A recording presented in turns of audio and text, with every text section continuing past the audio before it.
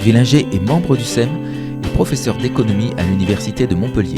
Ses travaux de recherche se situent dans les champs de l'économie comportementale et expérimentale appliquée à l'environnement et aux ressources naturelles, à la santé et au sport. Dans cette vidéo, Marc revient sur un article coécrit avec Dimitri Dubois, membre du SEM, et Sabrina Bravaccini. Publié dans le journal of Sports Economics, cet article fait état de la recherche qu'ils ont conduite et qui met en lumière que la pratique du sport en compétition réduirait les inégalités de genre.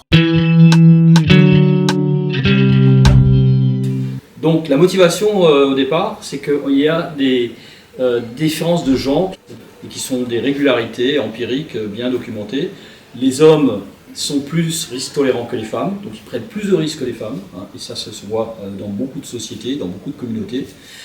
C'est presque une universalité, quasi universelle. Et également, les hommes sont plus enclins à la compétition, à entrer en compétition que les femmes.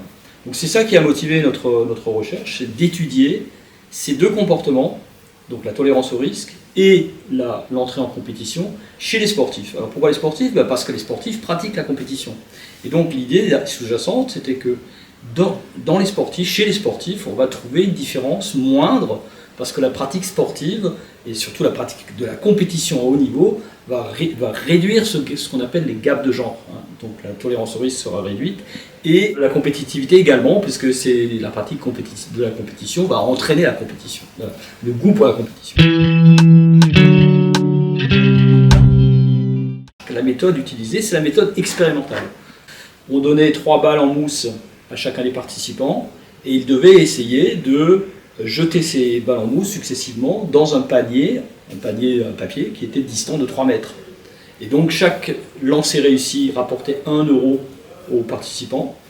Et donc ils pouvaient ensuite choisir, soit être payés à la tâche, c'est-à-dire combien de balles étaient mises dans le panier, soit être rémunérés au tournoi.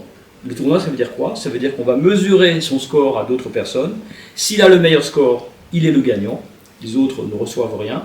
Et le gagnant, il double la mise. C'est-à-dire, au lieu de gagner 1 euro par balle, il gagne 2 euros par balle dans le panier.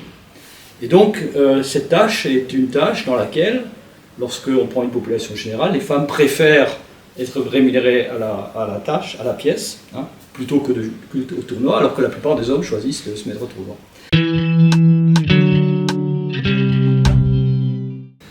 Qu'est-ce qu'on constate en population générale, donc les non-sportifs ? C'est que 75% des hommes choisissent le tournoi et seulement 25% des femmes choisissent le tournoi.